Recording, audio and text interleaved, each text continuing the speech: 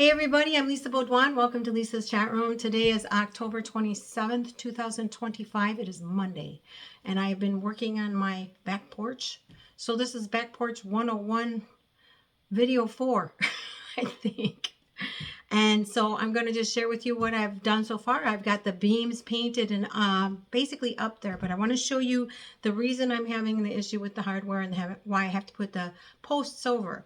So hopefully you've watched the other 3 videos before this. I would suggest you do that so you know what I'm talking about. Eventually I'll take all this down and make a nice video and put it up with menus, but right now I just need to get it done and get it out there. So, but before I begin, as always, I have to disclose I'm not an expert in anything. Anything I share with you, if you try it, use it, or buy it, you do so at your own risk and peril. Also, too, I'm not affiliated, endorsed, or reimbursed by any company or product that I talk about in my videos. And finally, if you get something from this video, please give it a like, subscribe, share with friends and family, drop the comment below because I do vet and read every single one of them, and then click that notification bell. I can't believe I can say that fast. All right. And, you know, it's very important. Within the last few videos, I've been talking more and more, you know, getting that subjective focused mindset, trying to make the plan. And as you move forward, the plan comes better and better. And of course, once you're done, you think to yourself, gee, I wish I could go back in time and do this way. And my biggest mistake was not having that building inspector over. So, but now that I've got that done and got all my questions answered and got all my supplies, and then I got this little miter saw, which I'm going to show you in a second. That actually is going to make my life so much easier. I don't know why I didn't buy one a long time ago. It's just much easier to cut. And again, you have to really be careful. You know, you can cut your fingers off and everything else. And you can see I've got my hair back. I've got it in my thing. And actually, I've got plastic under here because I'm allergic to stuff. So I put a plastic bag on, then this. So then when I take it off, none of that junk is in my hair. Okay. But I got my permit up because now I'm doing the building parts, you know, putting things together. So you want to make sure you post your permit and actually attach the price of that to the back of that. So I have it right there in case someone comes by and questions. I got all my safety gear, got my gloves, got everything put together as much as I possibly can so I don't have to go back and forth. I got it in a box. I put it down in the box last night, brought it back up today, and then started. And thank goodness the weather is really cooperating. It's 56 degrees. I'm actually getting hot in this. I've got just a long sleeve shirt on that's kind of light, but I've got my vest on. So I'll be taking that off shortly because I'm getting warm. But anyway, what I want to do is I want to first bring you downstairs and show you my little miter saw, and it's messy. So I don't need to use it anymore for now. I've got all the beams cut and the posts were cut, and honestly, I screwed up with the posts. I made them too tall, so now I've cut them down to size. And I should have had the beams and posts cut at Menards had I known how this all worked. But I'm kind of glad it went this way because I might have had them cut too short. So it's okay. Really, the beams are just 12 feet, which is 144 inches, 4 of them. So 2 in the back and 2 in the front. And then they're braced together. You screw them together, each one. They're sandwiched by 2s. And then the posts go underneath there. So I'm going to show you that, but it's kind of a mess. So just bear with me, okay? All right, here we go. So I decided to try to move it on the washing machine so you can see it because it is a mess where it's sitting. And this I bought at Menards. It's Tool Shop. It's a nice handy dandy little miter saw.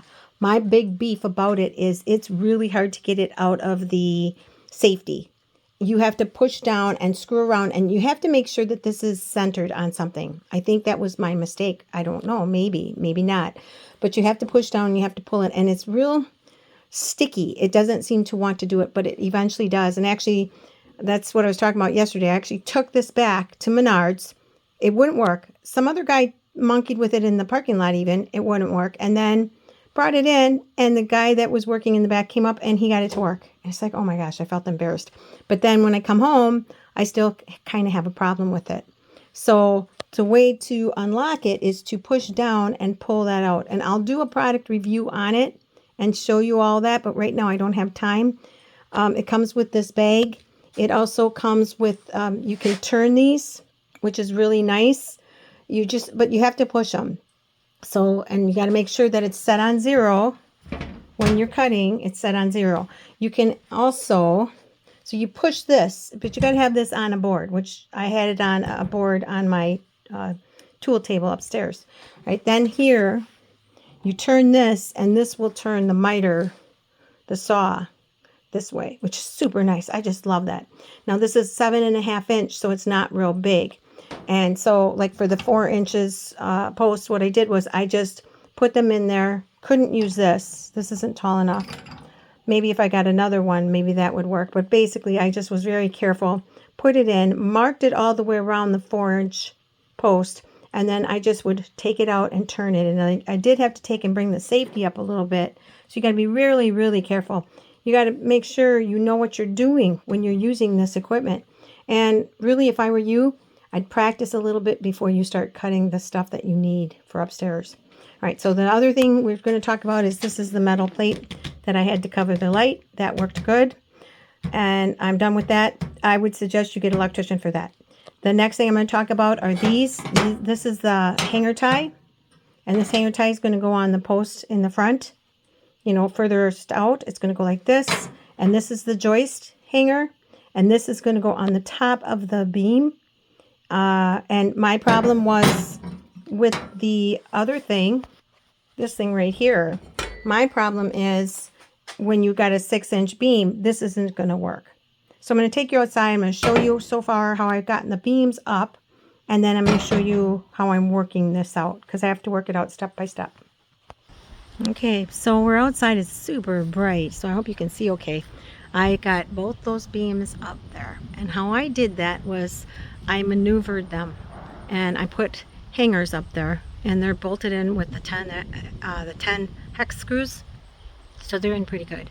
And then I just hoisted the first beam up. And then what I did was I tied that first beam to the hoist, or to the brackets. And then it was really tough to get the second one up because I kind of hurt my forearm. So what I did was I took that thing there, moved it over here, put that there, and just shimmied that board up. Then used my smaller ladder and just shimmed it up the rest of the way. So that was actually this is the hardest part. What I'm doing now is I'm actually screwing in my 3.5-inch screws to the board. And before I finish that off, and even while I'm doing that, I'm going to tie them up there for now. And I might even put them flat and do a number 10 into the brackets. And that's what I did last night. I had the first one up and I just screwed it up there. And because I don't want them falling down, obviously, on anybody's head, including my own. No one's coming back here. That's the other thing. Don't have anybody in your yard. Don't have kids that time while you're doing this. Very dangerous stuff here. So anyway, point is I just shimmied it. I put it through there, and then I had it, put it up there, put it through there, put it up there, then shimmied it up, and then just put it up there. But be very, very careful. And again, I had the first one roped off so it wouldn't fall on my head as I was doing the second one. All right, so now the problem is this. And you know, actually the biggest job is painting. Painting. I hate it. I like it and I hate it, which we need to talk about nominal too. Nominal hardware. When you buy stuff, it'll say nominal, and I'm like, what the heck does that mean? What that means is that you're going to put it onto something that is not finished. Because if you add paint to your wood, it can make it thicker. So I think that could be why, you know, I'm just hypothesizing here. Maybe that is why wood's a little less. You know, it's a little smaller so that you can put some stuff on, because this is a 4-inch. And I did test it and it worked out okay on all my stuff. So I'm good to go. I try to paint lightly on the corners and do 2 coats. And actually I'm going to do another coat once that's up, but I'm going to avoid the hardware because I like the look of the hardware. So basically, you know, this is going to sit on the post like this, right? See, and it works just fine. And this is going to be in the beams like this. But my problem, again, is, put that up there. Okay, my problem is this. So this will be on the beam that's here, right? And these joist hangers, where the heck did I put it? Okay, these joist hangers here, these are going to go on the back beam. So they're going to be back there. And on the top of it, and they're going to be, the thing is that they don't go to the flush top. You're going to have to bring them down a little bit so that your joist, your actual 2x4, when it's oblong, it's not higher than that beam. So what's going to happen, there's a couple options I have here. First of all, the inspector said that I could drop these down a little bit so that my board butts up to that beam board, which might be a good idea, because when it's all said and done and I'm angling that roof, it's going to go up higher. And I'm not sure what the pitch is exactly now anymore. I know that's a whole nother conversation for when I put the roof on. But I think that's what I'm going to do. I'm going to have it where it comes down so that my roof actually, the rafters are going to come down enough so that the roof metal and the plywood or whatever I use comes down just slightly from that beam board. I don't want it going past it, and it'll be perfectly fine. It's up there under the eave, so I should be good as far as rain. I shouldn't have any issues with rain, and if I did, I could actually probably buy something that bends that way and covers it completely. I don't know, we'll have to see, but I think it'll be fine. So point is now that those are up there, what I can do is screw them together, and then I can work this out. So working this out, what I'm going to do is I have to figure it from this one. So let's just pretend this is the front board, 2 of them. It's going to go like that. That's the point. It's got to go like that. It's not supposed to go like that according to my inspector. If you do it that way, I don't know, ask your inspector if that's okay. Mine said no. He said put it this way, because the joists have to have support right over the board, over this part of this board, this right here. The 2x6 is where they're sandwiched together. And actually he said you could even notch them out. So I'll look at that when I do the joists and address that. For me, it's one problem at a time. Try to figure out what to do next so I can do this right. And so the inspector will be coming probably Wednesday. So I want to get up what I can. So here what I'm doing is, the problem is for the front and the back then, because this is wider, I have to move this post thing over more. So let's just do it on this board, it'll be easier.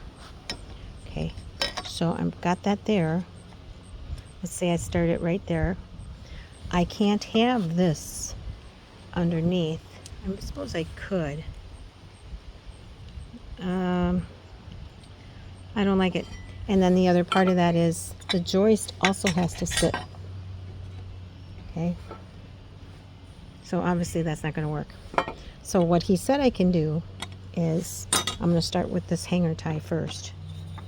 I need to know the dimensions of this, which is hard to have it sit there.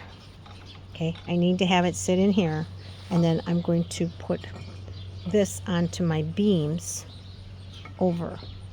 So I got to figure out where this is going to be. And eventually what will happen is that'll be the top. That'll be the front. And then the top will be like this. The back, on the back.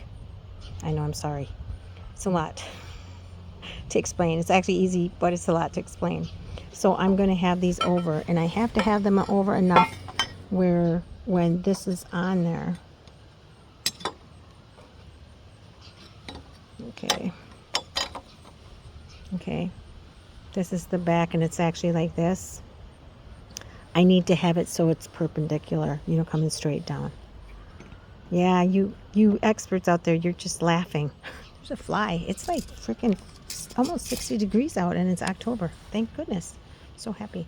So my next deal, this phase, is to put this onto the beams where I want the posts to be, and my inspector said I can go 1/4 in, which I'm not going to do. I'm just going to come in whatever this is, and I think it's about 6 inches.